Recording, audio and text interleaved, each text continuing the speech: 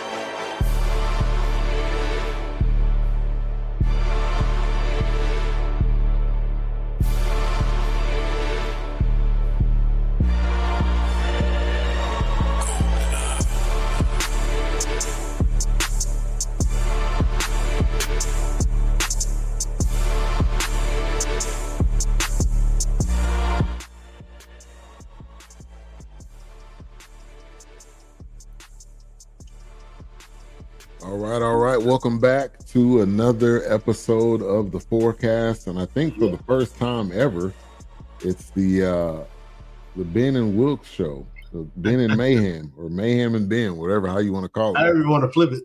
Yeah, but back again. Took a week off last week, Labor Day, so hopefully everybody had a good 3-day weekend. Oh yes. It's never long enough. It's just the way it is. It's the way life works. Yeah. But definitely back again to finish off this America's Team, the Gambler and His Cowboys, episode 5 through 8. It's been one of those documentaries that you didn't know you were missing, because there's so many stories. Obviously, you got Michael Irvin, which these kind of last couple of episodes was really a lot of him. Talking about the different situations he was in, the death threats, which I didn't know that. I didn't. Yeah. I do remember that, but when they mentioned it and brought it back up again, there was a part that kind of like, man, I don't remember this. But the more they started talking about it, I was like, okay, I remember. It had to have been on the news. So it was. Oh yeah, they had and really, it was interesting to see anybody that's here in Dallas or in the Texas and North Texas area, young Clarice Tinsley, young Mike Ducey, all these guys that have been here for years. Yeah, man. Like, we're talking about 90s. Yeah. Even when Landry was here, when we're talking about late 80s. So man, these guys have been putting in a ton of work when it comes to over almost 40, 50 years. Yeah, which is just crazy to see, how these guys have made a huge name for themselves, and seeing themselves on the documentary, it was definitely cool too. Yeah. All right, so we got some clips we're gonna play tonight. Those of you tuning in, always chime in, give us your thoughts, give us your opinion. So episode 5 was the shootout from Valley Ranch, and this was kind of, things were starting to split up. Jimmy Johnson, he was really hurt by that comment when Jerry was talking about 500 other coaches could win it. Man, Jerry was just firing shots. Man. And he hasn't changed. Still really the same guy. Yep. I think his family's more involved now in today's time. So I think that's some of the differences that we're seeing in today. But he even said that story, like, I still, he was going through his cancer scare with this. That was released in this documentary. Nobody knew. We didn't know, that he was battling cancer, and he said, "Man, I couldn't get that first mother off my mind." I mean, like, yeah. So right. Yeah, so he the tension is still there. He did get in the Ring of Honor, which was definitely that needed to happen. They showed that clip in this series, which was well needed, just because what he's done for this team is you can't match it, you can't beat it. The championships that they've won was through him. And then Barry Switzer comes in. They talk about the White House, talk about the fixer, which he didn't get interviewed a lot, but you being here, right? Like, how big was that White House story? Oh man, it was. I don't know if anybody even knew what was happening until that came out. It was just like, wait a minute, hold on, wait a minute, what is going on here? Like, what is happening? Yeah, definitely was wild. I mean, like I said, it was our mini little OJ. I mean, something was in the news, and like you said, this was kind of what sparked. OJ was big at the time, that the trial being televised, right. And so now it's like, okay, you got another high profile athlete. He's in the light, local superstar. Yeah, it was pretty crazy. It was something like every other day, and the fact that it even made like national news, like it went from Dallas, Texas, to national news. Like, okay, this is crazy. This is big time. Yeah, this is crazy. Peter Jennings is covering this at night. Yeah. Like what? Yeah, and this was right, like you said, this was right off of OJ. All of the sports figures getting caught up in these scandals. Yep. And the Cowboys had a house. So those of you that don't know, the Cowboys, some of the players had a house that was right by Valley Ranch. You could see it from the practice field. Yeah. And as soon as Michael Irvin came on, he was like, I was the president of the White House. Because nobody wanted to talk about it. I knew Emmett wasn't going to talk about it. I knew Troy, which I don't even know if Troy was even involved. That could probably have its own documentary. Yeah. I thought it had does it have its own documentary? I thought I seen something. It might. I don't know. If it did, it got by me, because it definitely could have its own documentary. I mean, they didn't talk about Mark Tuinei that had died in his car from, I think, a drug overdose. Oh wow, they didn't talk about that because he was huge for that. He was part of that run. Yeah. Shout out to Randy Carter. We know him. Hello, Mr. Carter. In the building. Thank you for tuning in. We appreciate that. So yeah, man, the whole White House situation was wild, and Michael Irvin, as soon as he came, nobody wanted to talk about it. They got to Mike, and Mike was like, "Oh yeah, I'm down. Like, yeah, I'm gonna tell you everything you need to know." I'm not surprised. He, the guy has his flaws. Everybody has their flaws, but this dude will really talk to anybody. I've met him numerous times. My barber, former barber, used to cut his hair, and he was, we talked for like an hour. So the same way the dude is on TV, the same way he is in his documentary is the same way he is. Period. Day in and day out. Kind of like Doc. Doc is like that all the time. He ain't, He ain't no different if you see him on the street, if you see him at church, whatever. He the same exact person. Yeah. Absolutely. Yeah. Barry Switzer ends up coming into town. What I mean, for me, from the outside, I'm thinking, I was still pretty young, but I'm like, all right, I didn't know that much about Barry Switzer. I figured, and I was a 49ers fan, so I really wasn't paying that much attention to it. Yeah. But they ended up winning the championship, after, not that first year, but the year after that. But talk about Barry Switzer coming on board, and what was kind of like the noise and everything in the city. Yeah, it was still kind of a tender spot, because it was just like, it's always going to be that what if Jimmy would have stayed kind of conversation. Oh, yeah. And knowing Barry, up the road in Oklahoma, and how they were in college when he was coaching, and and Barry comes in, he's already hot head, he's already brash, he's hey man, if y'all don't like the way I'm talking, y'all don't like the way I'm doing it, I mean, honestly, he was almost a coach personification of what Jerry Jones would have been, really. Yeah. And he was Jerry's buddy, so he'll allow Jerry to be on the sideline. Exactly. He don't care. Barry was rowdy and knock a few back. I don't care what you really did. Yeah, smoke a few. You know, that was his buddy. That was this is my bro that's coaching this team, and we just gonna chill. And that's kind of the vibe. Yeah, when he came in, we were some people they had the thing. They're kind of like we don't know. But then of course the biggest thing was it's like you don't have to do this. The team's already put together. It's that was the biggest thing. It was just like. You don't have to do too much. I mean, the core of the team, they already know what they need to do. They already know what's been, put into place. Now, they did say it was kind of a different spin because he was a little bit more lax. Because Jimmy was, and Jimmy said this, but he didn't say it in the documentary. And I heard him say this somewhere else. But he said he got tired of being the bad guy, really. But he had to be the bad guy to push them to their potential. Yeah.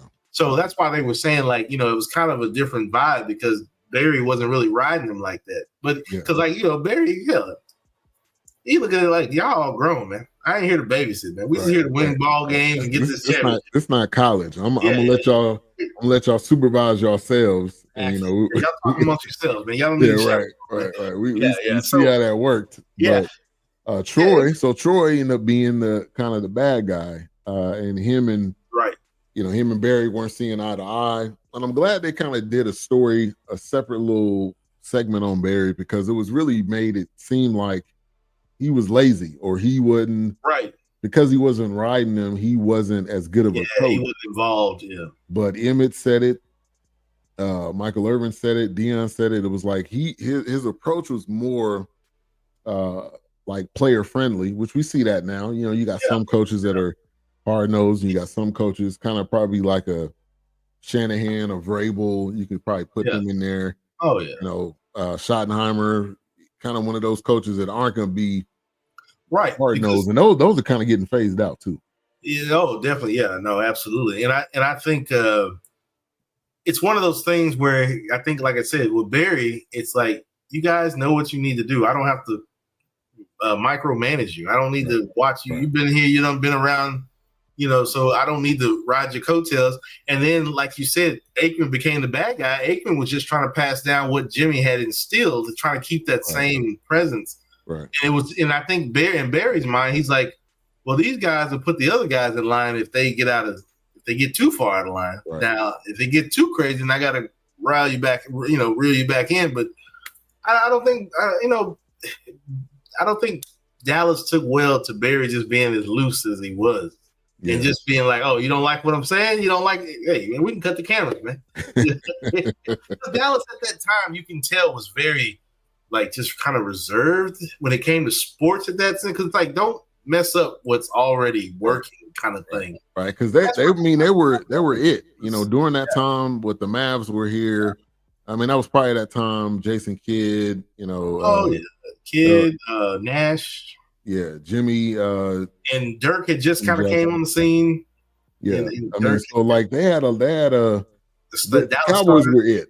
The Cowboys were it. The Rangers were here, but they weren't really doing a lot. And then we got the Dallas Stars by that time, and they were kind of we got a hockey team, and right, yeah, they won a championship. So there was they were the focus. So anything they did wrong or right, which is the same thing in today's time, they're gonna be in the news. And so Jimmy ends up going to Fox. They actually did. So Barry comes. They end up losing 1994 to the 49ers. No surprise that we talked about that rivalry, which was huge in the 90s. Yeah. That was probably the rivalry in the NFL of the 90s. Yeah, I honestly don't remember the AFC. I mean, the Bills. We know the Bills went multiple times, but I'm like, I don't know who they was playing. It was I don't think it was as hot as what Cowboys. I mean. I don't think it was as hot as Cowboys and 49ers. I mean, I don't remember. I mean, I've watched a lot of Super Bowls and watched a lot of football and had trading cards. I just don't remember one that stands out. I mean, even the 49ers and the Rams had their moments, but not like with the Cowboys. Yeah, it wasn't close. And now it's now y'all just beating us down at this point. we holding on for dear life at this point. Man, does it matter? We both in the same spot. Regular seasons are great, but trying to push it to that next level. I'm dealing with injuries right now. My boy Brock got Kittle. Yeah, Brock got like 2 injuries. McCaffrey's dealing with a calf, and my boy Kittle's out for a few weeks. And I'm like, like the season did he get injured in the game or it was a no? practice? He was injured like during training camp. I was just like, what is? He was in the game, but he had to go out. And then when I saw him in street clothes, I was like, he don't need to take. He need to. Hopefully, he's not doing nothing during the off season because he need to take a. Yeah, he's showing up at WWF wrestling and shit like that. Get your ass, man. Sit down somewhere, man. You don't need to be. You don't even need to be outside. Stay inside. Okay, bring all the fun to you. I'm trying to get you a Super Bowl so you can retire and sit your ass down or go somewhere else. Yeah. And now he doing. You probably seen it, that Little Caesars commercial. Oh yes. I got into doing it. Probably got you trying to carry the damn hot ready. Sit your ass down. He more of a Chris Paul now. About to start doing all these commercials. Yeah, he's doing everything now. State Farm. Yeah. Man, Jimmy was still pretty much in his prime. He ends up going to Fox. And that's really what kind of helped build NFL on Fox with that pregame show. So absolutely. I will say, I didn't realize he had went there immediately because I thought he went to coaching first. I thought he went to the Dolphins, but he actually took a break and did broadcast.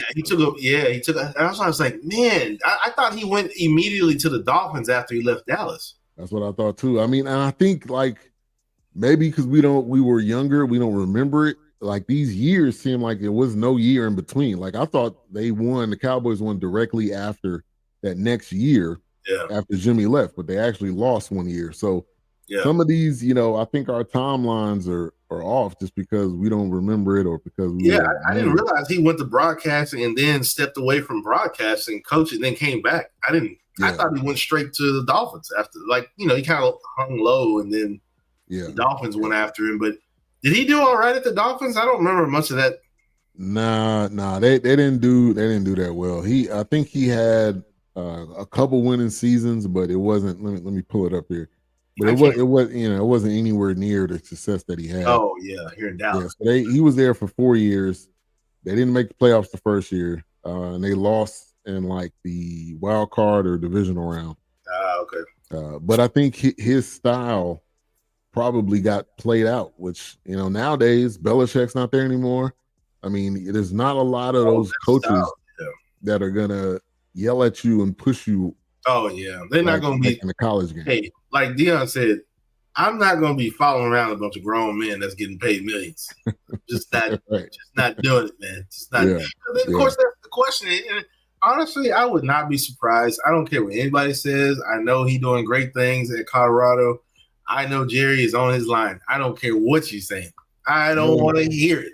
Yeah, I mean, it was almost a possibility before he ended up doing. Well, he was already at Colorado, but then McCarthy ended up getting they didn't renew his contract. But this Schottenheimer thing, I think, is just kind of a test run. If this don't work out, he loves the familiarity, which he still is that way in the past to today.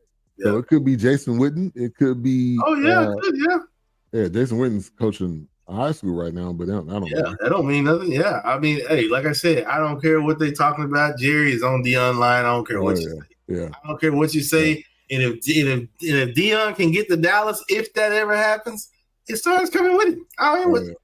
Yeah, so with, bro. So y'all might as well get ready, man. Right. Get your popcorn ready. Yeah, get your popcorn ready, man. So this is the perfect segue. Let's get into episode 6 was prime time. And you know how Deion do it. So let's get into this clip right here and we'll be right back. There he is, man. Deion, the same today, yesterday. Thank you. And that's this whole segment, that little clip right there is what I always got flack for, because when the Rangers just could not seem to get over the hump and the Yankees were winning World Series, I always got, you must have bought those championships. I was like, you damn right you bought them championships. Because you go get the people that Jerry did the same exact thing. Yeah, and that was after after the previous playoff that he ended up shutting them down. So what better way? And that was a different time, because in today's time, most of the time you're not gonna, now you can sign whoever. This was a signing, but they're not going to trade you to in division. This was a signing of epic proportion because it's like you were that one ingredient, that factor that kept me from getting to that pinnacle of a three-peat. Yeah. So that's what I mean. You shut me down every time they played, even when it was with Atlanta, when he was with the Falcons. Yeah. Yeah, they knew what he had. Exactly. And that's why, like, when I watch the Yankees, when they get smoked by somebody in the playoffs, guess what?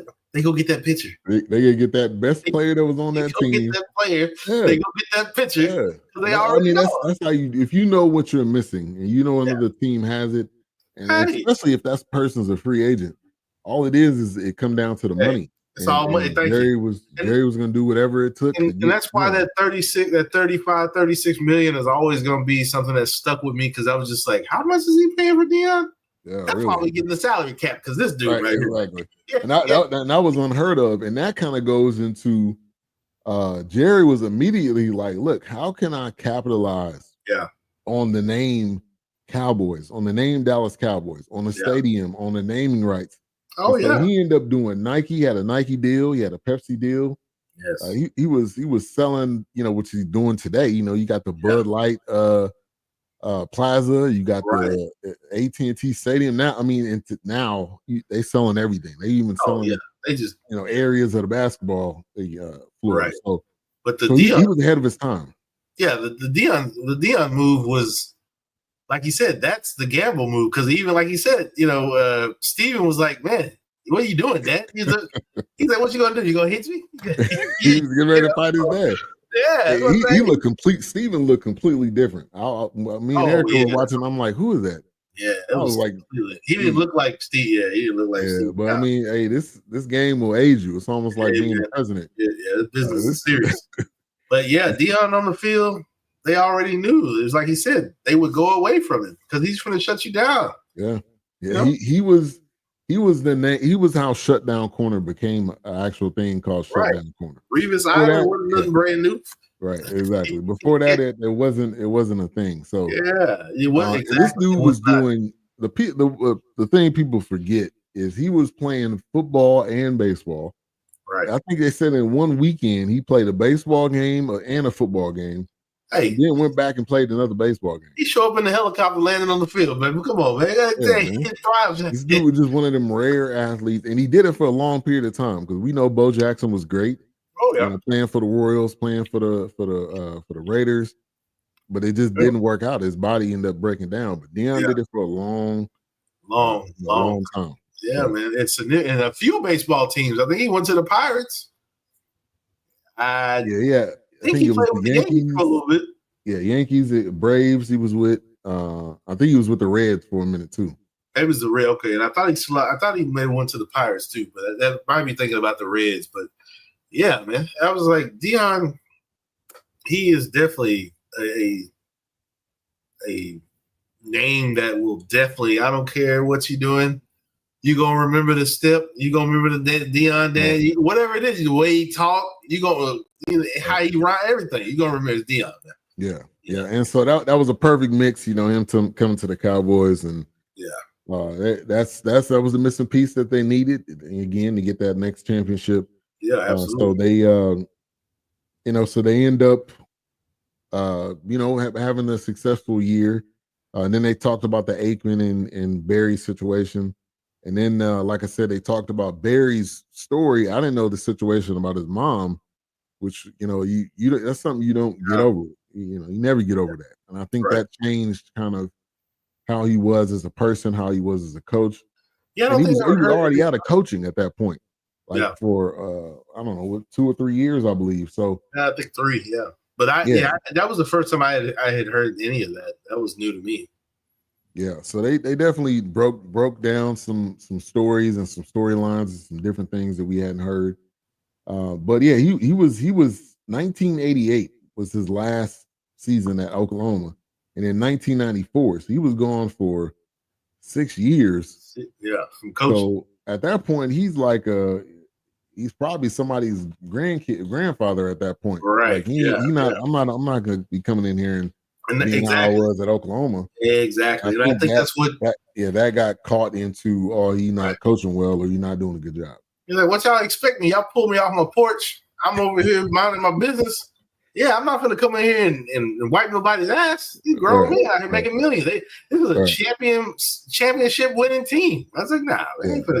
That's kind of like Bochy. Bochy coming back. Yeah. He probably not yelling at all. He walked everywhere slow, but thank you. Winning the championship the first time ever. So the storyline was that, which we even said it. I've said it numerous times. This was Jimmy's team, but you still got to manage the personalities. It's still a 16-game season, so he was able to do it. Now, Troy's problem was they weren't practicing a lot, or they were. He ended up having to be the bad guy. Ended up being a lot of pressure on him, but Emmett seemed to be cool with it. I didn't hear him say anything negative. Yeah, Emmett doesn't. I think Emmett tries to just stay kind of neutral or cool about it. He tried to stay level-headed a little bit. He just kind of go roll with the punches. Yeah, and then the Switzer and Haley story where he ended up coming to his house. Yeah, and walking past it. I'm like, you about to walk past Charles Haley like that? Like, you don't care. I'm put him in the chokehold because I think, like I said, that's one of the. It's one of those things where he just look. I don't have to effing be here, man. All right, y'all call me. Right. But what are you? I didn't call you. You called. Yeah. Exactly. Like, what are you over here doing, man? I need you out on the field, man. Yeah. And the relationship that looked like that. Now that looked like a relationship that really touched Charles Haley. Oh yeah. That the fact that, like he said, nobody really kind of showed that kind of care about how his condition was, and and how he kind of operated or whatever. But Barry even asked him, "Hey, you taking your medicine? Yeah. What are you doing, man?" He was more of that probably more of that father figure or uncle. Oh yeah. Jimmy was like, I don't care. As long as you the menace on Sundays, I don't care what you do. As long as you're out there running people down, that's all I care about, man. I don't care about what you feel. Get out of jail to be here on Sunday, I don't care what you do. Take your ass over there on that field over there, man. but a lot of times, at different points in time, you need that type of coach. So Barry, he was perfect for what it was. He was perfect for I think he was, and he did his thing. So they ended up going to the Dale Hansen interview, though. Gosh, I watched that Dale Hansen interview. I was like, Dale Hansen been at it for me. He didn't hold no punches. I thought they was about to fight. I thought they were too. I was watching that episode. I remember watching, and my grandfather was asleep in the recliner. And I walked past the room, and I saw Barry kind of lean up, and Dale Hansen was, I was like, Granddad, what are you watching? Never forget it. Slapping him on the shoulder. He was like, never forget it. Because my grandfather was retired. He was falling asleep whenever he wanted to fall asleep. He loved his Channel 8 because he got to watch Wheel of Fortune. But before Wheel of Fortune came on, that Dale Hansen hour, I never forget that interview. I was walking through. Dale was killing the game as well for a minute. And then older in his career, he ended up doing that kind of segment where it wasn't even sports related. Or maybe he took a sports story and he kind of did his spin on it, and kind of mixing the sports story with the culture and what's going on. So he's done his thing for a while. But so they ended up going to the conference championship game, ended up beating the Packers, ended up playing the Steelers. Man, the great Bill Cowher and that team. That era was a great Steelers era, even though they didn't win. They ended up running in two different teams at different times, but Steelers were that hard. That was because I think that was, we faced the Steelers. We also faced the Bills, but we also ended up that was our last Super Bowl against the Steelers. Or was that your last Super Bowl against the Steelers? I think that was our last. Our last was with Buffalo. Your last was with the Steelers, but you, of course, obviously ended up beating them. Yeah. But I mean, it was, it was really a handful of teams that was going to the Super Bowl. You would have a one-off with the Chargers made it one year. They ended up playing y'all, ended up beating them. But that's the one I think I'm thinking about, because we didn't see the Steelers. You guys had the Steelers, but we had the Chargers, but they got trucked. So yeah. Natron Means back in the day, man. That was oh man, classics, man. Yeah, man. That was some classic Super Bowl runs, man. That was when everybody was at home to watch the Super Bowl. Oh, absolutely. You weren't out going that. You wasn't going nowhere. You wouldn't have no Super Bowl. You know what? I don't really like growing up as a kid though. I don't know if they had Super Bowl parties as big as they do now, but I don't remember people going to other people's house. I just remember you just watched it at your house, and you just didn't. You weren't moving. You weren't going anywhere. You wanted to see because the commercials have always been the anchor. Right. You want to see the commercials, but I think people literally like some people that were into it, and even my mom didn't even watch sports like that, but she knew the Super Bowl was big for me. It was just something big. I mean, she would watch it with me, but she wasn't that really inclined to just, we got to see who's going next year. But the fact that she knew how big it was, so my grandparents, they were still living before they passed on in the 90s, but they even knew how big it was. We only had 2 TVs in the house, so the Super Bowl was on both TVs. So it wasn't one of those times where you had 4 and 5 TVs in the house like you do now. Oh no, it was pretty much one. Right. Yeah. You didn't have a lot. So right. And the Super Bowl better be off so my mom can watch Danielle Steele movies. The Super Bowl better be off, man. Now look. Yeah, man. Exactly. That was good times. We're in today's time, the halftime show is the highlight, really. Yeah. Commercials are still commercials in the highlight. The halftime now is the big draw for some people, of course. Yeah, and not a lot of people watch sports. I mean, they just tuning in for that or for the commercials. Times change, but they end up winning against the Steelers. That was a nice segment right there to see Bill Cowher. Never really. They ended up winning one. I don't know if that was that him or was that No, it was Bill Cowher because he retired after that. He retired after that. Okay, because that was when Tomlin came in. Yeah, so Tomlin. Yeah, there you go. Yeah, Tomlin came in right after that, but because Cowher had been there for almost 15, 17 years before. Yeah, it was something. And 1992 to 2006. So. Yeah, he's been there for a minute, and that's why. And that's the kind of stuff why does and when I see stuff like that, why don't other teams stick in there or hang in there? They stay with this man for 15, 17 years before he got a Super Bowl. Yeah. They just teams now they get impatient. They want it to happen now. Yeah. And it doesn't always happen that way. Every team is not the Eagles where you just hit on that coach. You end up going to multiple Super Bowls, you end up winning multiple Super Bowls. It's just I don't know. And it's a fit. I think it's a fit. Yeah, now it's just you gotta go. It's not like, hey, we're gonna get them next time. We're gonna get them next time. No, it's like, nah, man, when you gonna get them? Because you can get them now, or you're not gonna get them at all. Right, exactly. Yeah, and the Steelers are that type of organization because Tom has been there since 2007. Yeah, he's almost at 20 years with one team, which is unheard of. Yeah, but they're old school. They'll let the ups and downs and as long as you got a good relationship with them. I think the Hunt family, I think that's how they do. But. Yeah. All right, so episode 7, Cocaine Cowboy, which gets into all of the drama with Michael Irvin. We got a few clips we're gonna play, but they talked about the White House, the cocaine usage, the Michael Irvin being charged. So let's get to this. We got a couple clips, so let's get to this first one, which was a murder for hire. I didn't know that part at all. So that was news to me. I didn't know. Yeah, I didn't know that was the nature of it. I just knew there was a threat, but I didn't know it was a cop that got arrested. Yeah. Which is another weird story, but let's get into it. I was in a courtroom. Somebody came in and said something to the judge.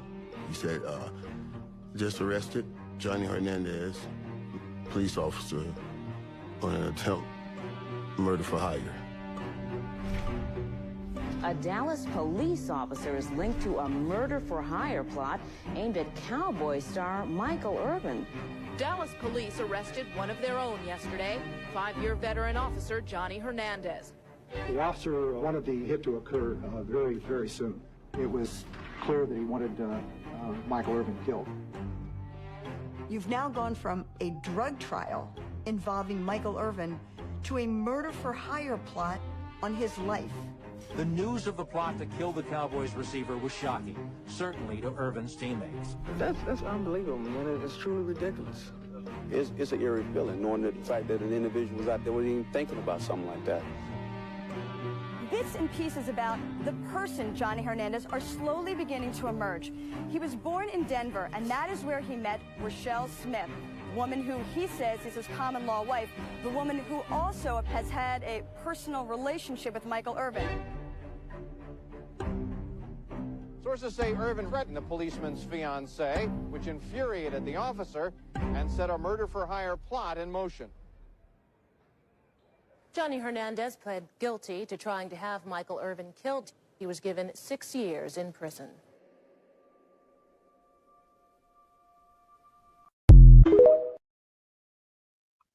Man, that was a wild time where you got and you don't mess with another man's wife, man. All right, it don't matter who it is.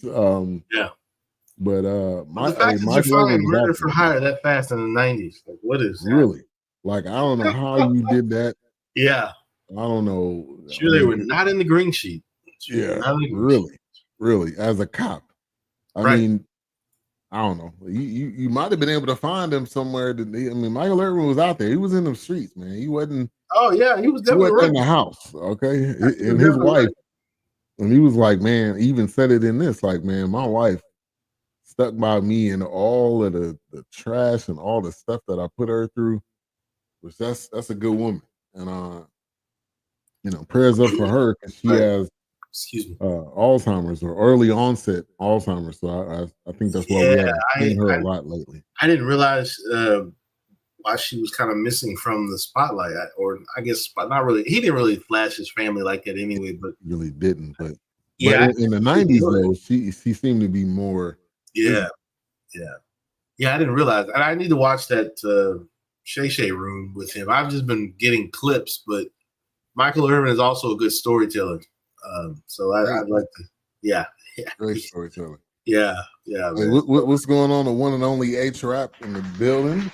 Wasn't able to make it on tonight. You got some business to take care of, but definitely appreciate you popping in. I'll be out there checking out the National Guard, man. Out. Yeah, appreciate you for tuning in. But yeah, man, Mike had a crazy life. Oh yeah, man, had a crazy life and playing at a high level. So you got the White House going on, but basically it was the spot for them to hook up with females, to do drugs, and just to chill really. Because he was like, instead of us having to rent hotel rooms, we could do all this pitch in and buy a house, which is exactly what they did. Hey, just a random house. Didn't he say he still has the deed to that house? He still has the deed, yes. Still has the deed to that house. And no telling how much somebody paid to live or move into that house. Yeah, really. I mean, that's almost like an artifact. Oh, yeah, absolutely. Antique at this point. That house got its own documentary, man. Yeah, really. They need it. And obviously, Mike's gonna be the star person of the show, and then they had a handler. I mean, it was handling this like a real business. Oh, absolutely. Which you had to. Yeah, you had to. I got to know who running in and out of these doors, man. I need to know. Checklist, man. Sign in, sign out, man. Right. Exactly. Exactly. But he ended up slipping up because he ended up going to a hotel, which is how the drug charge. So this is what ended up happening. He had a drug charge with Rochelle Smith, who was the officer's wife, and so they end up having a situation. The cops end up coming. They end up getting caught up. So he was on trial for that. Crazy. And it was a murder for hire. Right. While he was on trial. Crazy, man. I mean, the judge has got to be. What the hell is going on with y'all, man? You're gonna go do time, but you want to kill it. Right. Right. Yeah. Come on, man. Yeah. And this was really when.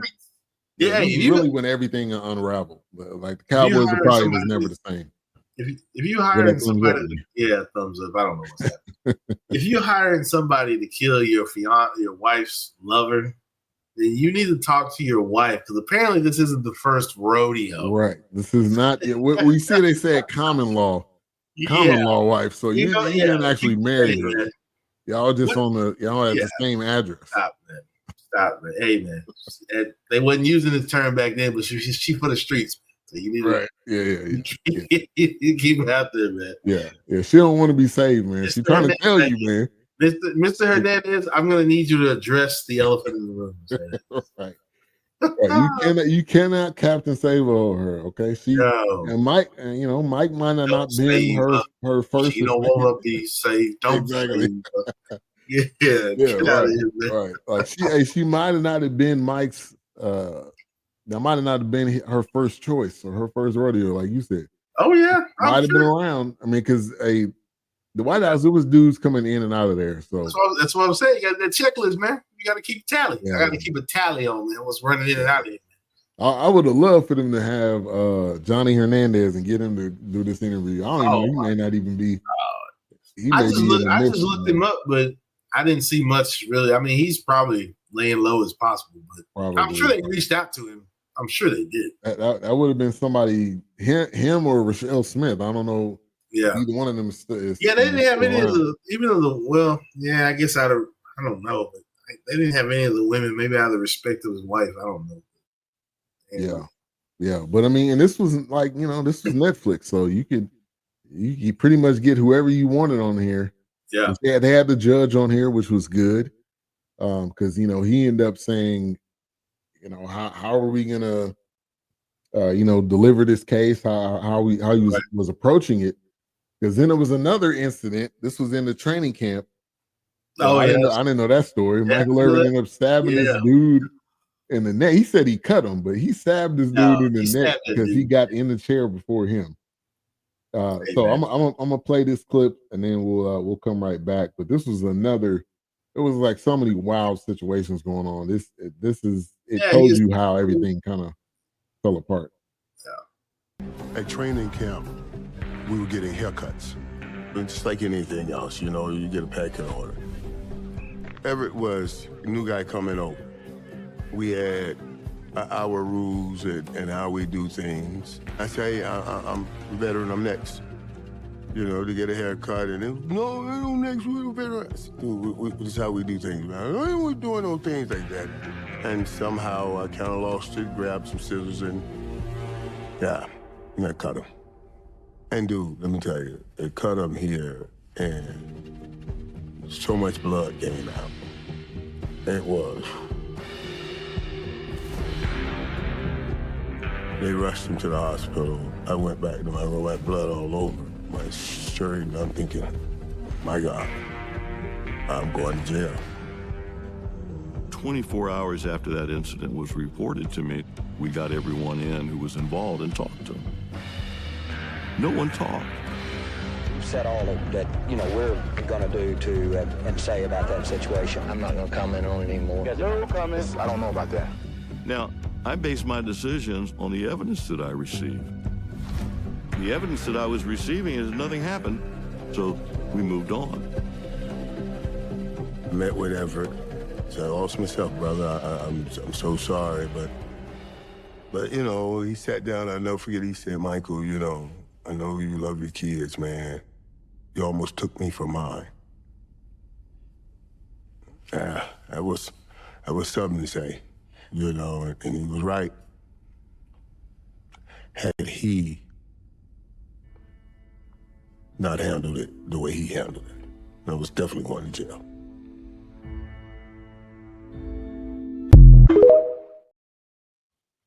Yeah, so not only was he going to jail because he was on probation.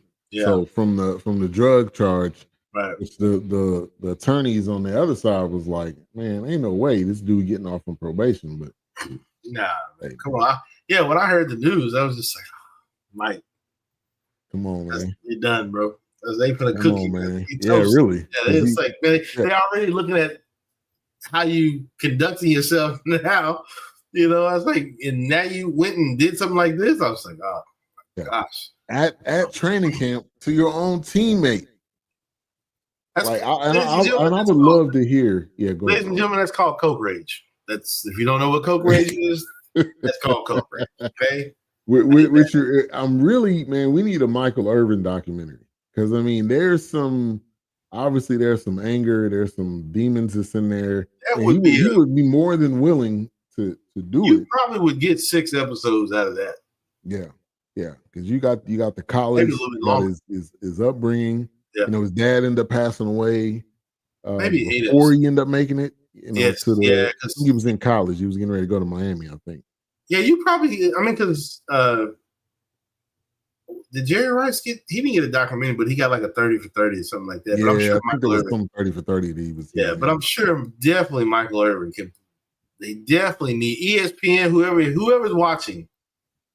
Whether I don't care if it's Bleacher Report getting their toes wet with documentaries. Somebody, Michael Irvin definitely needs a documentary. Yeah, man. And I wouldn't be surprised if Netflix. Yeah, I would not be surprised if Netflix wanted more of this story and information.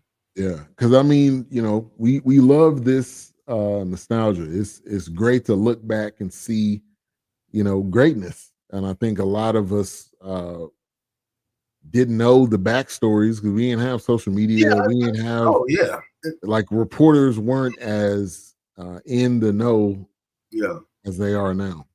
And that's what makes it always interesting when you see it 15, 20, 30 years later. You're like, oh, wow, that's what drove that story. Right. Like that's that's the ingredient to that. Right. You know, it's mind blowing because you watch these stars, especially whether it be in your hometown or maybe you're from there, you moved off, but those heroes are still living or whatever you look up or how you look at them. But it's I mean, just like when I see like Bon B's up here, businessman running burgers, you know, you see, I'm like, Bon B doing burgers? What? Right, man. So I would have never thought that. Never would have thought that. I mean, then Ice Cube is his directorial thing, you know, he did his movie. When you see those guys growing up, it's like, man, these dudes, they rappers, whatever, but now they moving into the business aspects. Right. You know, now they're becoming successful. Now they're investing. Now they've got a brand. Now that with the big three, the basketball team. I mean, basketball league, right? So it's amazing when you see stuff like because you already know the controversy. NWA, Michael Irvin, you know, you already know like that's a part of their story. But at the end of the day, we've seen it through history so many times. Oh yeah, somebody that you know, like, oh wow, they were at the height of their game, and that's just like Michael Jordan when they killed his, you know, unfortunately they killed his dad. Right. You know, it's just you have those memories that follow them. It's like, hey, I remember that. You know, like Bill Cosby losing his son. You know, those things they stand out. It's just like the success and the hardship. Right. And then maybe the comeback. But so it's crazy. It's the, you know, the roller coaster of life. And I think obviously being in the limelight and having fame. Reach. It don't care if you're entertainment royalty or not. It don't matter. It got a long reach. Yeah. But you know, being in the limelight, it's gonna be publicized more than if it was absolutely. It's more scrutiny. You're gonna get, they're gonna pick it apart, they're gonna put it under a microscope. Dissect it, whatever. Yeah. Hell, they'll put it back together and dissect it again. So 50 different ways. Right. Like, So I mean, with Michael Irvin, man, he's had so many issues and so many bouts with the law. So he's been in different stories. Like he's still here, man, still doing his thing. Yeah. He's got his own podcast now. He just started. He had Jerry on an episode. So I mean, that just tells you that you are never counted out. It's never over. Oh, absolutely. This dude has reinvented himself. He had a radio show here at one point. He did, yeah. He was with ESPN when they were doing ESPN local because now Nate Newton was on there. Yeah, they'd have Troy Aikman on a lot as a guest, but I remember those things, and it's kind of like, man, this is the kind of stuff that, you know, you're used to seeing from Michael Irvin and him just being the guy, you know, even when he's on NFL Network. I don't know if he was ever physically on ESPN. I don't remember watching him like. Yeah, he was on. Oh, on First Take and stuff. Yeah, like I was gonna say I think he was on First Take, but yeah, I mean, Michael Irvin, especially when that incident happened at the Super Bowl, and I'm like, oh my gosh. Yeah, like another situation. Stop. And it seemed like he didn't do anything wrong, but it's just anytime his name comes up, it's just going to go south. And everybody shies away. And honestly, to your point, I think it's because it is Michael Irvin. They were trying to get that situation as muddy as possible. Camera footage, like everything you can think of, they were coming at that thing different angles. Yeah. And then when he, his radio show, he was doing a radio show on ESPN, like you said, and that ended up going south because he had some, I don't know, cocaine allegation. Yeah. And so he was on It Is What It Is podcast, Cameron and Mace. He was on there and he was like, you know why I go to other countries? It's because they can't say Michael Irvin did it because they don't know me. So man, he out in Puerto Rico and at the Carnival. I mean, he be out there, man. Yeah, I saw him. He was cheering or talking to the Miami. Was it Miami Hurricanes? He was out there. Yeah, he was out there. He's been out there with Dion in Colorado. He's been kind of bouncing around. Never still. Like I never seen him not doing something, he's just doing an interview at the Star with Shannon, this one of the biggest personalities. Obviously, you got the triplets, but Troy was never really that type of guy. He's became that type of guy doing commentating. Emmett was really not that type of guy either. Yeah, he just he showed on the field. And Dion during his time, obviously, him and Mike were definitely those two guys that were. I'm surprised Alvin Harper wasn't in this because I felt like Alvin Harper was in this. I felt like he definitely was another anchor for the Cowboys. Yeah, he was that second wide receiver that they don't give a lot of. They don't give him a lot of praise. Yeah, because I mean the Cowboys had many well-known stars, but I was really surprised that Alvin Harper wasn't in this, even if he wasn't on the graphic in the back. But the fact, I remember when if Irvin was double teamed or if Irvin was, the ball wasn't going there, Alvin Harper was another threat as well on the field. Very surprised he wasn't in this. Yeah, and I'm trying to see what he's doing. They said he's in Florida, but it doesn't really look like he's doing anything. Yeah. So I don't know. Maybe he just didn't want to be. And Darren Woodson did. Oh yeah, Darren Woodson was in there either. Yeah, Darren Woodson was in there. That's kind of Yeah, and he was the anchor on that defense. So yeah, I don't know. Maybe he turned it down for some reason. Yeah, I guess so. Yeah, but but that last year when they won that Super Bowl and everything started going downhill. So Mike was suspended for 5 games in 1996, and then he ended up having an injury with his neck. And he ended up retiring. Yeah. Troy was not too far after that. That run on concussions. Him and Steve Young, man. Yeah, man. You just wonder, are they okay mentally? Yeah. But I guess they got out. Yeah, they got out. Maybe they got out soon enough. Yeah. And I think they're probably, getting some type of cutting edge treatment. Maybe it's not actually, I'm sure. Yeah. FDA I'm sure approved or anything, but I think like some people have tremors, and if they don't want you to know that they're having tremors, I'm sure they're having some A1. I'm sure, man. Steve Young. Oh my gosh. Definitely another one of those. Yeah. I'm sure there's some underlining, and like Troy said, the smelling salt got to the point where it wasn't even working. Like he was just going like this, and it wasn't even like your head's supposed to stand back. Nah, man. Troy was like looking for the spot. Then he's like, yeah. So man, you had the injuries really started to pile up. Emmett ended up breaking that rushing record. It was pretty much him. He was the last one. Yeah, he was the last one up. Yeah. And he ended up going to the Cardinals, which was the weirdest. That was weird. That didn't even look right. I mean, it just didn't. That's how I felt about Jerry Rice bouncing around. Like, what are you doing? Seahawks jersey. Then he went to the Raiders. Went to the Raiders. Like he went to the dark side, man. You don't go to the Raiders. The Raiders, of all teams. Yeah, it was. He still wanted to play, and he was pushing 40. at that point, probably with the Seahawks. I think he Joe was Montana's over at the Chiefs, and I'm like, what y'all? Yeah, that was weird, man. Goes to the Seahawks, and I'm like, what y'all? What is no?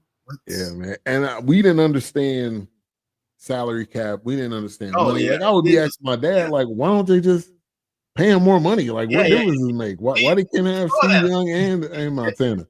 But you know, egos are big. Money, And that was really when money started to really become. Well, it's just like the Aikman and Berline thing. The 49ers were dealing with the same thing with Joe Montana and Steve Berline. Right. They were having I think Bill Walsh has a 30 for 30, and they talk about it in there. Yeah. But yeah, man, that controversy. That's what when I saw Alex Smith get hurt and Kaepernick was the next up. Yeah. I was like, there's no way they're gonna keep Alex Smith. I was like, Kaepernick took you to never got the keys back after that. Kaepernick finished the championship run and got you to the Super Bowl. Now, granted, they ended up losing, but Alex Smith is out. Yeah, Alex Smith is out. More athletic, had a better arm. Yeah. And really, Alex Smith was like he was like a Purdy. He was able to manage the game well. Yes. He didn't make mistakes. And he was garbage before Harbaugh got there. Yeah, really. Like he was garbage. He was the first round pick. I don't know if he was the first pick. I think he might have been. He was garbage. He was and all of a sudden, exactly. And then Harbaugh got there and it was just like, damn, Alex Smith's out here shining. Maybe what's going on? What's happening? He was on his way out of the league. Oh, yeah. No, absolutely. 100%. 100%. But yeah, he was their first round. He was the first overall pick. Overall pick. And was garbage. Was garbage. Yeah, he was heading nowhere real quick. And then exactly. Harbaugh came in and saved the day, man. I'm glad he's back in the NFL. He's coaching. Yeah, it's good to see that, man. Good to see that. Yeah, I like to see that. But real quick before we kind of get on with the next one, is it true Zeke is signing a one-day contract? I think so. I don't think any teams have offered. So I didn't know the Chargers had released him. Why'd they take him? I don't know. I think they were just trying to be nice, try to bring him in and see what happens. But I think it's over, man. He really had a great couple of years. He had a great little run. Oh, he did. Money. It was that was probably one of the last. That was the last big kind of running back contract, and now it's starting to come back.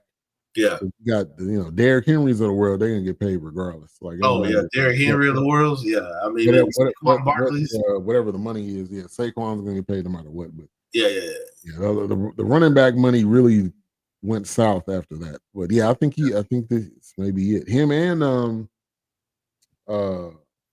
what's his name? The one that had that one-handed catch. Oh gosh, he's with isn't he over at the Ravens? The Giants. Is he? Yeah, I can't think of it. But he with the Ravens now though? Isn't he still playing? Nah, I don't think he's on the team either. Like they had this Odell Beckham. Odell Beckham, yeah. Odell Beckham. Yeah, they had this stat that was basically saying that those two not being on a team is rare. It's because they've been on the team every year. But he got a Super Bowl with somebody, right? Even though I don't think he played. But he did get one. He got one with the Rams. He was on that team. Yes, the Rams. He was in. He played in the game, but he ended up getting injured in the game. Yeah, I was gonna say he got hurt though. You don't get hurt. Yeah, he was on the Dolphins last 2024, so last year. But I just cannot believe.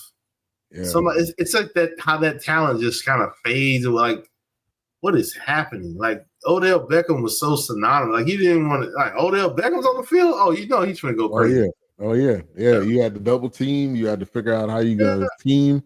But he had 10 years, so I think this may be it. But I don't know. He may wait, as the year goes along if he's healthy and see if a team may try. Does the wide receiver last? Well, obviously, I guess Michael Irvin was a long. Yeah, wide receivers will last longer than running backs. Once you hit 30, it's it's about a wrap. Yeah, it's about it's about a wrap. Unless you're Adrian Peterson or Jerome Bettis, yeah, even then, it's over for you. Yeah, Jerome Bettis, one of them guys. Yeah, Jerome Bettis. Which I was wondering, was he in that Super Bowl, that Steelers Super Bowl against the Cowboys? I was wondering. I know if he was, I don't know if he was I don't know because that was. He had to have been because they didn't even bring his name up at all, which they would have had. How late was that Super Bowl? Was that 97? Let me see. That was 95. 95. I don't know if Jerome was there that long because him and Peyton Manning played together for a minute, and they finally got past the Patriots. But I don't know. He may have been young on the roster. I don't know. I can't believe. Let me see. Pulling up the stats. No, he wasn't on the team. They had Bam Morris. Oh, I know Bam Morris. I remember Bam. They had Cordell Stewart. They had Neil O'Donnell. So he was not. It must have been the year after that when he got there. Yeah, I was gonna say I don't know if Bendis was there yet because the bus. I was like I don't know if he was in there just yet. Which is wild. I thought he was. Yeah, I thought he would have been there, but yeah. Again, our timelines are messed up. Again, so young. We was just watching. There's a rift. We thought when Joe Montana went down, I was like, man, he could still play. They could just not hit him. No, but that was like, that ain't how it works. This is football. It's football. Yeah, you can get hit regardless. Yeah, that's what I'm saying. Yeah, how they go. That's why I was like when Alex Smith got hurt when he had that concussion, and then you got Colin Kaepernick up here pulling up the slack. Y'all make it to the Super Bowl, and I'm like, and he was that rare athletic form where you had the arm, you could run. You didn't really know how to scheme for him. I mean, that was a great one. It was like, well, Alex has been great, but thank you for your time. Thank you for your service. Yeah, exactly. We got somebody more athletic and a better arm than you. I'm worried about with Doc. Like, I'm not Doc, but Dak. It's like if Dak gets hurt again this season, you gotta draft a quarterback. You gotta draft a quarterback. Like you gotta start planning. He has less years ahead of him, and yeah, I hope and pray you don't get injured this year because the season. I know that's what I'm saying. I mean, he's had some. I mean, the ankle injury, the hamstring injury, He had a wrist. He had the wrist or the finger or something like that. It was the wrist or the finger, but it was just like you hope. Because didn't he hit somebody's helmet and it messed the finger up or something like that? Yeah. Hit somebody's helmet. You gotta. That's one thing that they have a problem, and he's 32. So I mean, he just signed. What was that? A 4-year? Yeah, I think he signed a 4-year deal. So, like, you got to draft after this year. Next draft, you need to draft, and you got picks. You know the Micah trade. Right.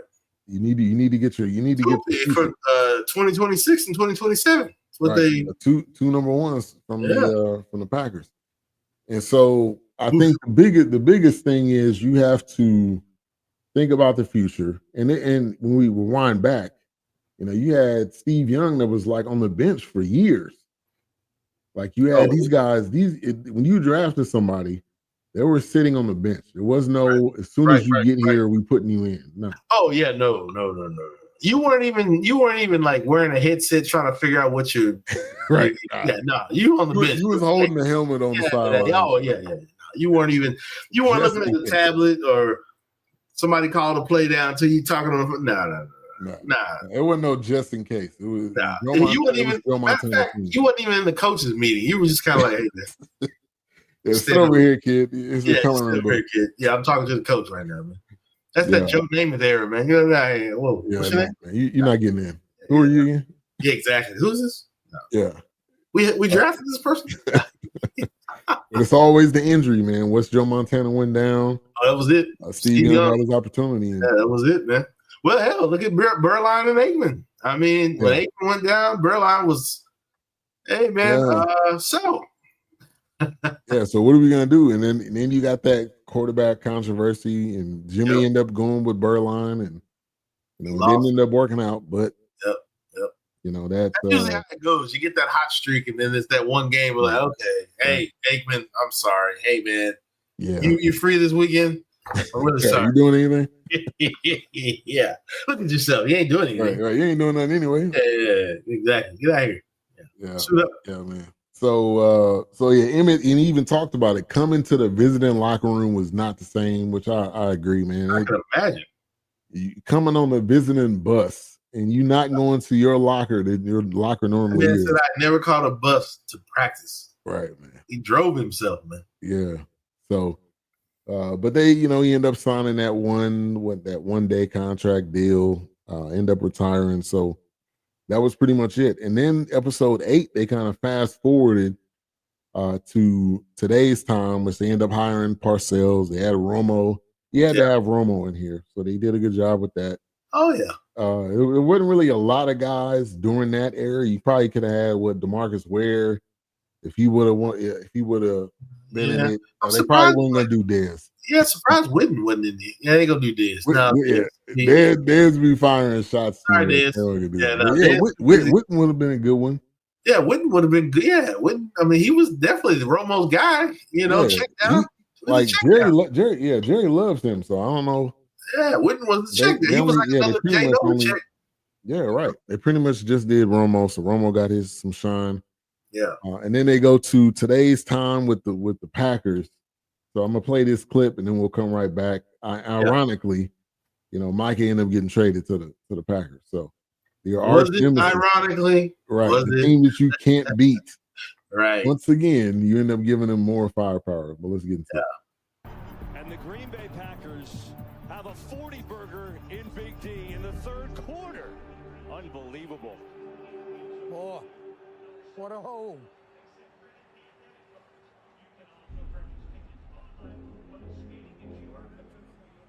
Oh, what a disaster. This loss hurt us every way more than anyone we've ever had. Hey, he was hurt, man. Sounded like he was crying. Sounded like he needed Jerry Jr. to get him some tissue. Hey, ladies and gentlemen, those are called whiskey tears. Let me take it from a person that connoisseur. Those are called whiskey tears. Those might be little Scotch tears, Scotch whiskey, same. But baby, man, he was hurt. Those are called whiskey tears, ladies and gentlemen. The fact that Green Bay came in here, and Jordan Love would have had to been his second year because he wasn't a rookie, second or third year, whatever. Yeah, but they came in here and just whooped us. Like it wasn't even close. I was watching the game. Now here's the two fronts that amazed me. Who knew that this footage that they used? Who was recording Jerry? Who knew this footage was going to be in the documentary? I don't know. I'm wondering who was it? If they had a camera in there, was it his? Yeah, like somebody. Well, yeah, exactly. Was there a camera? Yeah, because how long has this documentary been brewing? I mean, you don't just get to whip out this documentary with 8 great episodes and all this information, all this footage. So who knows? Once again, Jerry the Gambler stayed puppet master doing his thing. But I could after 16 home game wins. I was watching that game like probably everybody else, and I was a little like shocked. I was like, dang, what is happening? You can't lose like this. Yeah. And they lost. But on top of that, you guys almost pulled the game off. Like you pulled it close, but it was too late. You pulled it back. But that's the story, you get behind and then you got to play Super Bowl and it just don't end up working out. And is this when? Now was that the game where Lamb and Dak, I keep saying Dak were off? Yeah, they were off. They were upset. It didn't go well. Dak had, I think, probably 1 or 2 interceptions. It was just, it was just a bad all around. They looked like they weren't prepared, and I think that was some of the. Yeah, I think you're right. That kind of sounds great. I think they thought it was just going to be, hey, this is another cakewalk. We in our home. This is going to be, whatever. That's a lot of the McCarthy's not preparing them. That's where that started to come in at. Right. And Jordan Love had a perfect game. 3 touchdowns, 252 yards, 2 picks. That was the Tony Pollard era. So he had 1 touchdown. CD had 110. Gallup had 103. But it was just Aaron Jones had 3 touchdowns. Wow. It was rough. That was rough to watch. And that was the closest that they probably, like Jerry was saying, man, this hurts more than anything because we were close. They were. Oh yeah. Regular. But then Green Bay comes to the 49ers. Yeah, and see how that went. Come on, come on, baby. Come on, come on. Right. Yes. Yeah, man. So, fast forward to now, Micah ends up getting Traded to the Packers, which gives him even more firepower. He ended up getting a sack. Guess, if you will. Like you got some food or some snacks. I have nothing. I don't know. Get out. Go. Hey, sit. I don't know what's happening right now. A-Trap said A-Trap had 26. Oh man. But man, it was that was rough to see. Yeah. And now they're still trying to get there. And they had his wife in here, and she was like, man, she was like, man, you just can't get out of the way. Yeah. You just can't have a good time. He knows. Man. Your wife know how to hit you in the heart when they say stuff, man. Like that guy said, man, I got this picture in the hallway, man. This is a slap to reality. The way she looked at him. Yeah, was that Kevin Costner? It's Kevin Costner. That glow in her eyes. He was like, man, I wanted to punch Kevin. Yeah, he said, I ain't seen that glow in years, man. Yeah, that glow been gone. Yeah, he said that glow gone, man. Yeah. But Jerry's still trying to get there. I think he just that's why. And that's why this documentary, and like I said at the top of this documentary, the first few episodes, I'm the kind of person that loves the history of how you establish this empire. Right. Whether it's through tyranny, whether it's through grand gesture, or being a philanthropist, it's one of those things where it's just like, I think that's a part of me that wants to see the Cowboy fans and the Cowboys celebrate again, because I know how it's got to be tiring to see people. Yeah, it's got to be to see how people are drafting, to see how people are conditioning, to see how people are repeating. I mean, how can the Chiefs, the 49ers, the Eagles, the Ravens, the Buffalo Bills, how can they be repeats? Right. How can they be repeats? All in the Buffalo Bills got their struggles, 49ers got their struggles, the Chiefs get there, they lose to the Philadelphia Eagles. The Eagles done been there again. It's like the Eagles got their loss, they get their one or win, whatever. It's like you're looking at these teams, and it looks like, I know it's the first game of the season, looks like Washington is still cooking, So now you've got another potential. Yeah, you got another hurdle. Like you got to deal with this division. Right. Like the Giants are really the only team probably that I think you can handle. But Washington is only getting better. This is their second year with Dan Quinn, and the Eagles are going to be the Eagles. Like it's got to be frustrating. I can't. It blows my mind when you see stuff like that. Oh, and look at the Detroit Lions all of a sudden. And the Vikings have added to their defense and stepping it up. Chicago might possibly have something cooking there. I know it's early. It's the first game, the first week. We're going to 17-12. They're up by 5 right now. Yeah, so I mean that's got to be frustrating. And so there's a part of me that's like, I'd love to see Jerry win one more, because I know I don't care how much he's put into this establishment, made it a business, it's marketing, but that elusive pinnacle, that one trophy. Yeah. Even if it's he's just dying to get there, man. You can't. And like you said, man, you wouldn't want to know the check that I would write. So, I think like you said at the end, I don't really know what this documentary has done. I don't know if it showed my flaws, which it did. Yeah. I don't know if it showed how much I want to win, which I think it did show that too. And he's kind of like a 3. Yeah, it's layers to all of us. I think he definitely wants to win. I think he still wants to be in the news, which doesn't matter what it is. Like he said, and he wants to be the most valuable franchise. But you can't do all 3. That's the problem. Right. You're like, and I don't know why he thinks. Kansas City, they're not looking to be in the news. You don't know who the owner is until they win a championship. Right. But they're focused so much on winning that they win. Right. Yeah, and I think Jerry's worried about not being on somebody's podcast or radio show or what TV show could I what TV show could I cameo in or something like that. Right. Now, this wasn't no scandalous Jerry Jones, because we didn't talk about that limo situation, so they left that out. Yeah, they left that out. And that mysterious daughter that came up one. Exactly. They went out there like, hey man, now whoa. Hey, now look. We're not gonna talk about we ain't here for that. Yeah. We're here for the good stuff, not that stuff. Right. So yeah, no, I definitely, there's a part of me that when I see that, because I remember the history, I remember all these things growing up here in Dallas, Texas. Like I know how much the Dallas Cowboys mean to the Dallas fans. Yeah. You know, so when I see that, it's just like, hey, like I said, I'm a fan of opportunity. Let me get my trophy first. And then y'all can go get your trophy and get in there and do what you got. Even if I don't have to go back, let me just get number 6. I'm just trying to get number 6, man. I'm just trying to get Shanahan, man. I mean, it's one thing to, as a Cowboys fan, to hope and wish, but it's another thing to get there and to be this close every time. Twice. It's been like that's almost worse. That's worse than hoping and wishing. Yeah, exactly. When you're sitting on the bench watching their graffiti colors fall, and it's just like, oh, again.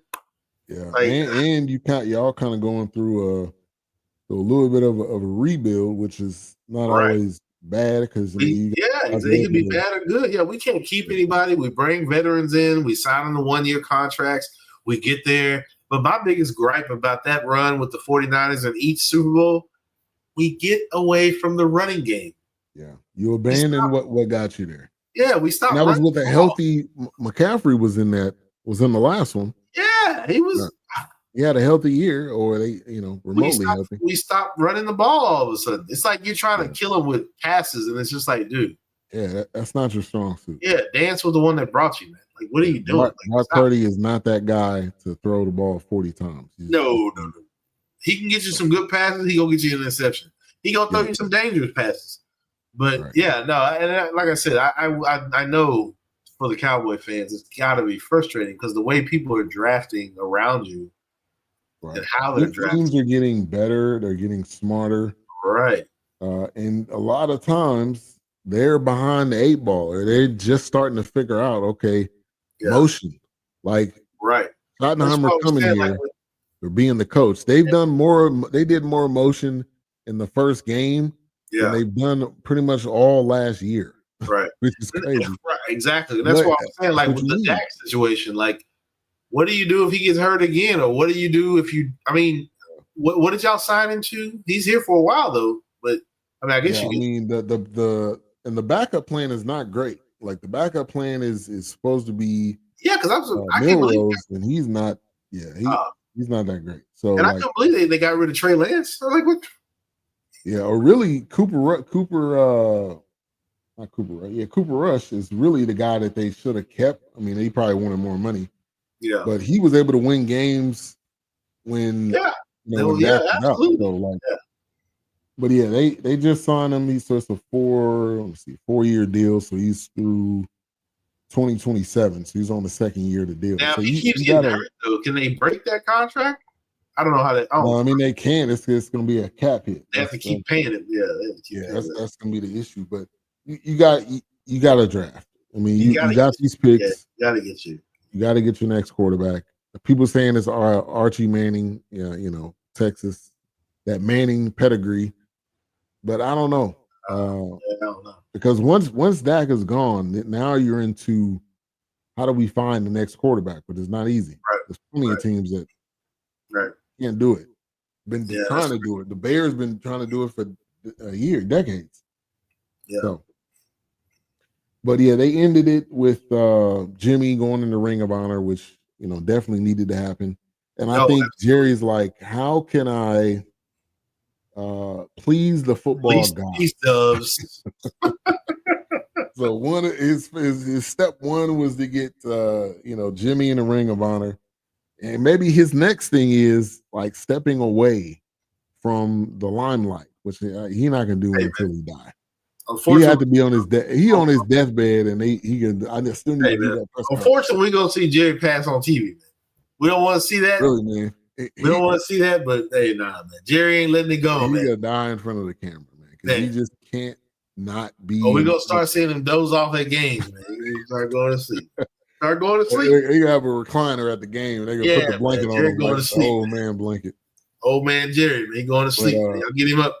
And you got Stephen Jones, which I wonder at what point is he gonna which he has more control, I think, than I'm sure he does. More than when is he going to be the face and the guy doing all the interviews? Which, even though he said in the interview he'd like his dad to be around and as much as possible, he got a little choked up thinking about it. And they were saying, and like his daughter or his daughter, Steven's sister, they were saying like, we know we're running out of time. Right. I mean, right. So, and she said it perfectly. Like, we're running out of get your next times. Like, yeah. At this point, you don't have as many get your next time, and I think it's going to hurt more if Jerry's gone and you were just never able to get that last one. He's 82. Right. Like, hypothetically, we could say he makes it to 100. Right. But still, like, but that's not promised. Yeah, because then at that point, like you say, are you that point? Like, are you to the point where your cognitive skills are still in? I mean, yeah. So start slurring words. And season just started. They're 0-1. We'll see what happens. They got some promise. Didn't get blown out. I thought they didn't get blown out by the Eagles. No, good thing. I honestly, like I told my friend, she was asking me how I felt. And I was like, well, I mean, it can go both ways. I was like, the Eagles can drag them, or the Cowboys already know they're going to be under a microscope and they can do their best to hold the line and come out and see what happens. I was like, the Eagles might be a little Super Bowl hungover. I don't know, Yeah. But I mean, Saquon didn't go crazy on y'all. No, he didn't. Hurts, he gonna do Hurts. Because you don't have that spy, or you don't have that. You don't have Micah, so that's shown there. But the fact that you had him scrambling, the pressure was definitely there. Now the point is, who can contain him once the pressure is on and he's out? Right. Once he starts to move, yeah, they couldn't stop him. Right. So it wasn't a massacre. It wasn't like a crazy. It was like, oh gosh, this is gonna be crazy. So. Hey, there might be some promise there. Maybe some promise. I mean, until just lose by 4, it's not bad.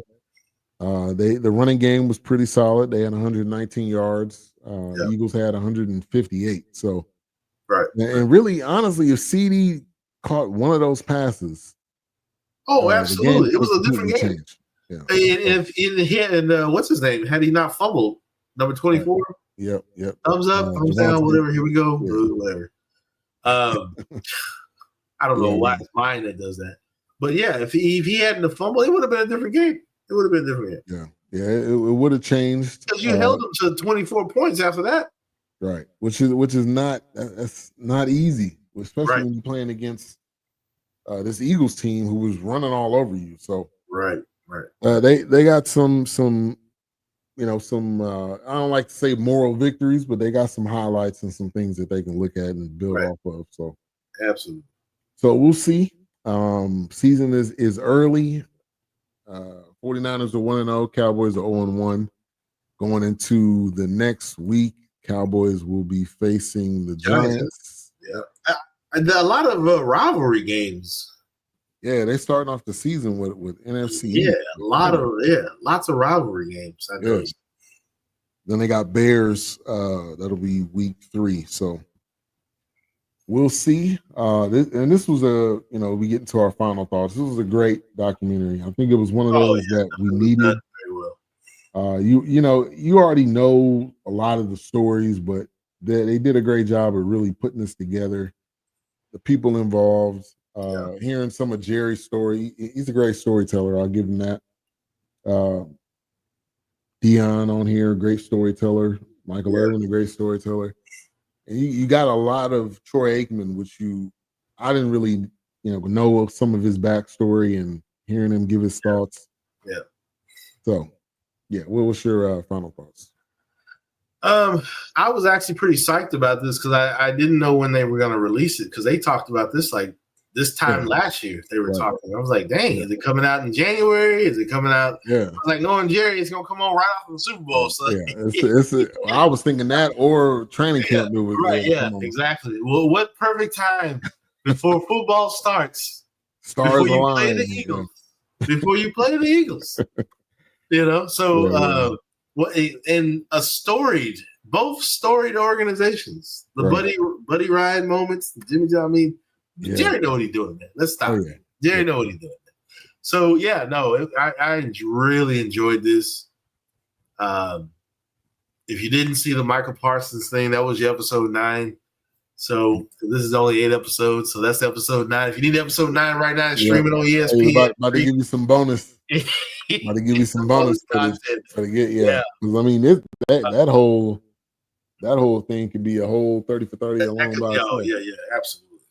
So yeah, didn't really talk about this, but the fact that Jerry traded into somebody that it's almost like, well, he didn't stop the run against you. Let's see if he'll stop the run for you, though, kind of thing, you know. No, hey, that press conference was hard to listen to. I listened to it as long as I could. I didn't check it out. He just kept repeating the same thing. We wanted to stop the run. There's no beef between me and Micah. Obviously, there was some type of beef. Jerry, stop. Now you know. Jerry, as my people would say, you bull coning, Jerry. You bull coning. Right. You bull jobbing. Yeah, you bull jobbing. I say you bull jump. Yeah. I really enjoyed this. I enjoyed it. It was one of the things that I was very excited after, growing up here and knowing most of these stories, kind of seeing them unfold on Sports Talk. And we didn't have a podcast then, but the fact that they were showing up on us, these stories were showing up on local news. And if you had cable or whatever, ESPN, it was a big deal. So I enjoyed this. I thought it definitely took me down memory lane. And of course, there are some things that are missing that I was thinking about, because it's just like, we didn't really hear about, this story or this guy or this trade or, this controversy. It wasn't about the firing of the coaches because they didn't go into Campo and they didn't spend a lot of time on Campo, Chan Gailey. They didn't really they didn't talk about Wade Phillips. Yeah, they didn't talk about Wade Phillips at all. They didn't have a clip. They didn't talk about Jason Garrett either. I just thought about that. Yeah, or what's his name? Lonzo? Is it Lonzo? What was that coach name? He was in here though, because he was a defensive coach or special teams. He was a special teams coach. Oh yeah. I can't think of it. I don't think it was Lonzo. Alazano, I think. Alazano. Yeah. I don't know how long he coached. I felt like he was only 1 year as a head coach. I don't think he lasted, but he was. He might have been like a interim or something like that. Yeah, I think he was only an interim. Yeah, he was. I think on special teams. He was special. He was special teams coach. But yeah, I enjoyed it. That was good. Yeah. This was like Last Dance-esque. Especially during that era, you had, the Bulls had their era, the Cowboys had their era as far as the NFL. Oh, absolutely. So yeah, I mean, this was an easy 5. Anybody that has watched this, you learned something from it, you gained something from it. It was entertaining. Some of the stories you maybe haven't heard of. So yeah, I would definitely recommend people to watch it. If you're a Cowboys fan or not, it's got some really good content. Oh yeah, it's just because it's what makes him tick, kind of thing. What makes you what makes you stay up at night? Now, a little disclosure. Jerry was a little sauced up when they had the little family Thanksgiving at the house. Jerry was talking to I was like, Jerry on that sauce, man. I was like, hey, Jerry, hey. He had a cup. He had a double styrofoam cup over there. Yeah, man. Jerry was on that sauce, man. I was like, hey, man, he on that giggle water, man. Hey, chill out, man. Yeah. But that was nice to see too, because I can't imagine what the conversation was like. Letting the cameras into your home during Thanksgiving, your family's intimate setting. That was pretty awesome to see. And most business owners dream. You want your family to be involved. You want to be able to pass it down to them. If they can be hands-on, I mean, that would be great. Which all of his kids are hands-on with the organization.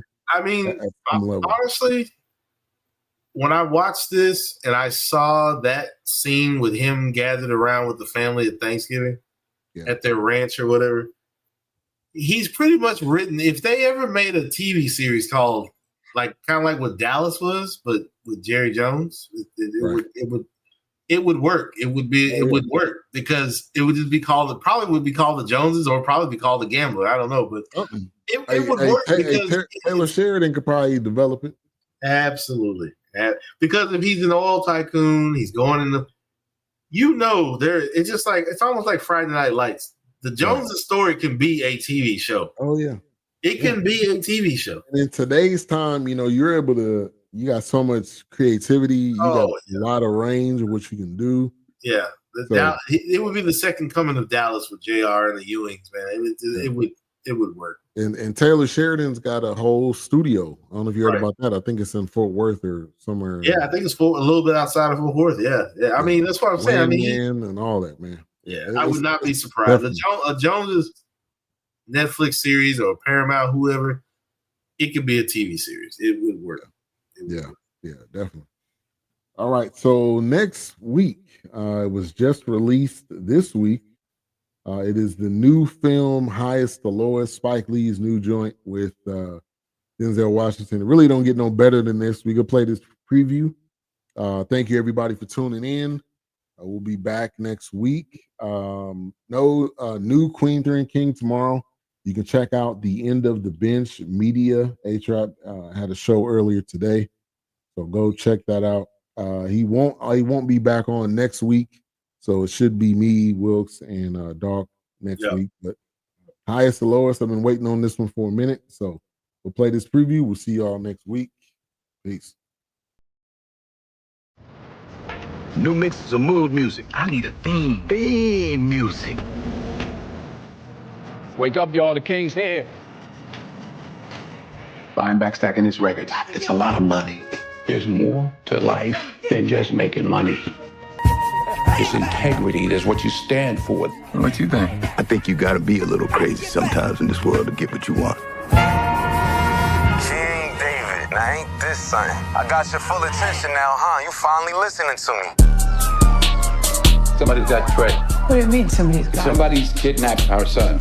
$17.5 million in an all-black Jordan backpack. Try me if you think I'm playing. I ain't got back out the trunk from the front. 11 a.m. board the 4 train going to money-making Manhattan. You let him go, I make sure you set free. It's too late for all that. It's never too late. You're not God no more, nigga. I am.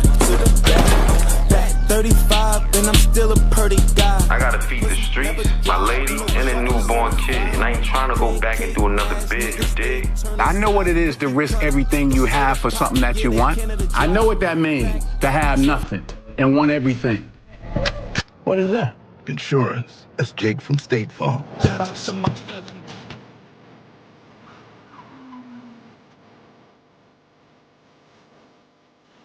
I can't go out like this, you know that. Well, his blood is gonna be on your hands then. Oh, you wanna do this? I got into this by myself. I'm gonna get out of it by myself. Where's my money? I got the 4-pounder sitting right here. Don't try nothing funny.